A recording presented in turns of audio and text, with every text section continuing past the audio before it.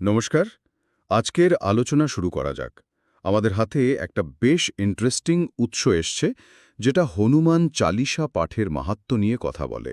হ্যাঁ, হনুমান চালিসা মানে এটা তো অনেকেরই পরিচিত। ঠিক। উৎসটা আসলে এই প্রাচীন স্তোত্রের গুরুত্ব ব্যাখ্যা করছে। তো আমরা এই উৎস থেকে বোঝার চেষ্টা করব যে এই হনুমান চালিসা পাঠের মূল বিশ্বাসগুলো কি, আর কেনই বা এটা এত গুরুত্বপূর্ণ বলে মনে করা হয়। হুম। মানে উৎসটিতে এই প্রশ্ন উঠছে যে এটা পাঠ করলে আসলে কি উপকার পাওয়া যায়। ছোটবেলা থেকে আমরা তো অনেক কথাই শুনি, কিন্তু তার গভীরে কি আছে? আসলে উৎসটা দেখুন, হনুমান চালিসাকে শুধু একটা সাধারণ স্তোত্র হিসেবে দেখছে না, ও, বরং এটাকে একটা দৈবিক বর্ম বলছে।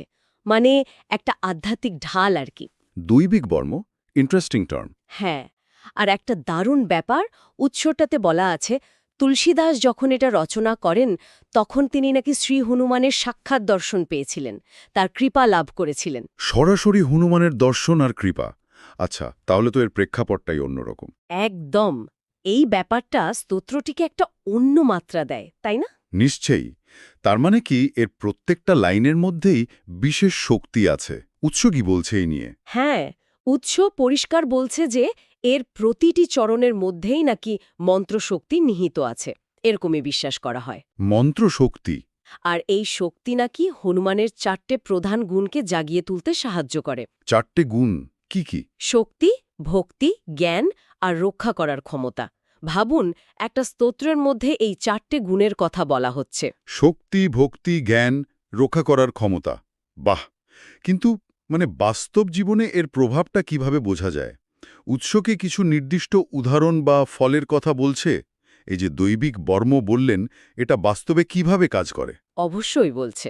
উৎস বেশ কয়েকটা নির্দিষ্ট দিকের কথা উল্লেখ করেছে, যেখানে নিয়মিত মানে ভক্তি সহকারে পাঠ করলে উপকার পাওয়া যেতে পারে, এরকম বিশ্বাস আর কি। যেমন? প্রথমত, ভয় আর মানসিক কষ্ট দূর হওয়া, মানে শুধু সাধারণ টেনশন নয়, অশুভ শক্তি বা ধরুন দুঃস্বপ্ন, এই সব থেকেও মুক্তি পাওয়ার কথা বলা হয়েছে।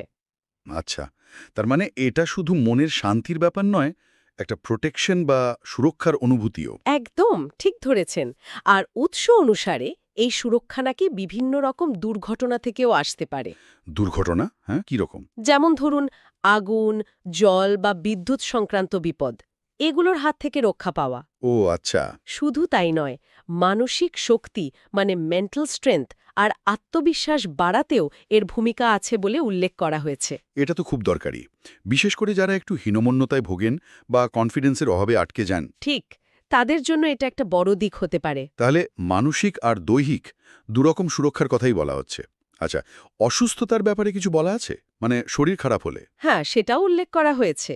বলা হয়েছে যে অসুস্থতা থেকে সেরে উঠতে, বিশেষ করে যদি দীর্ঘস্থায়ী কোনো রোগ হয়, সেখানেও হনুমান চালিসা পাঠ সাহায্য করতে পারে। হুম। পাশাপাশি নেগেটিভ এনার্জি বা ধরুন শত্রু মানে কুচিন্তা বা কারো খারাপ নজর, এসব থেকেও রক্ষা পাওয়ার কথা বলা হয়েছে। আচ্ছা। আর সবচেয়ে বড় প্রাপ্তি হিসেবে বলা হয়েছে শ্রীরামের কৃপা লাভ করার কথা। হুম। কারণ হনুমান তো রামেরই পরম ভক্ত হিসেবে পরিচিত। বাহ! তালিকাটা তো বেশ লম্বা। ভয় থেকে মুক্তি, দুর্ঘটনা থেকে রক্ষা, মানসিক জোর, অসুস্থতায় সাহায্য, নেগেটিভ শক্তি থেকেও সুরক্ষা। এই দৈবিক বর্মের ধারণাটা তাহলে সত্যিই বেশ ব্যাপক। হ্যাঁ, উৎস সেভাবেই এটাকে তুলে ধরেছে। আচ্ছা, এটা পাঠ করার কি কোনো নির্দিষ্ট নিয়ম বা পদ্ধতির কথা বলা হয়েছে উৎসটিতে? হ্যাঁ, পদ্ধতির ওপরেও জোর দেওয়া হয়েছে। সাধারণত সকালে স্নান সেরে, শুদ্ধ হয়ে বা সন্ধ্যায় প্রদীপ জ্বালিয়ে মানে একাগ্র মনে পাঠ করার কথা বলা হয়েছে। কনসেন্ট্রেশনটা খুব জরুরি। একাগ্রতা, ঠিক। আর একটা বিশেষ পদ্ধতির কথাও উল্লেখ আছে, অখণ্ড হনুমান চালিসা যজ্ঞ। অখণ্ড যজ্ঞ, সেটা কি? মানে একটানা 40 বার পাঠ করা। হুম। উৎস বলছে এর ফল নাকি অভাবনীয় হতে পারে। 40 বার? বাপরে! এটা তো সত্যি নিষ্ঠার ব্যাপার। হ্যাঁ, নিষ্ঠা তো লাগবেই। এই যে এত ফলের কথা বলা হচ্ছে, এর কি কোনো নিশ্চয়তা বা উৎস কি কোনো বিশেষ লাইন উল্লেখ করেছে, যেটা এই ফলপ্রাপ্তি নিয়ে কিছু বলে? হ্যাঁ, করেছে। একটা খুব গুরুত্বপূর্ণ লাইন উৎসটিতে তুলে ধরা হয়েছে। যে জন পড়ে হে হনুমানু চালিসা হই সিদ্ধি সাকি গৌরিসা।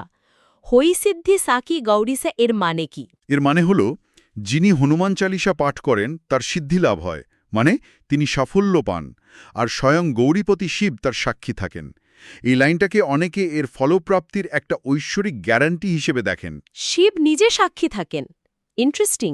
তাহলে সব মিলিয়ে যদি দেখি, আমাদের হাতে থাকা উৎসটি হনুমান চালিসাকে শুধু একটা স্তোত্র হিসেবে নেকছে না, না, একদমই না। বরং একটা শক্তিশালী আধ্যাত্মিক অভ্যাস হিসেবে তুলে ধরছে, যার মূলে রয়েছে ভক্তি আর বিশ্বাস, আর এর মাধ্যমে পাঠকদের জীবনে গভীর পজিটিভ প্রভাব পড়তে পারে এমনই মনে করা হয়। একদম ঠিক। আর এখানেই উৎসটা আমাদের একটা অন্য চিন্তার জায়গাও ছেড়ে দেয়। কি রকম? দেখুন, পুরো আলোচনা জুড়েই কিন্তু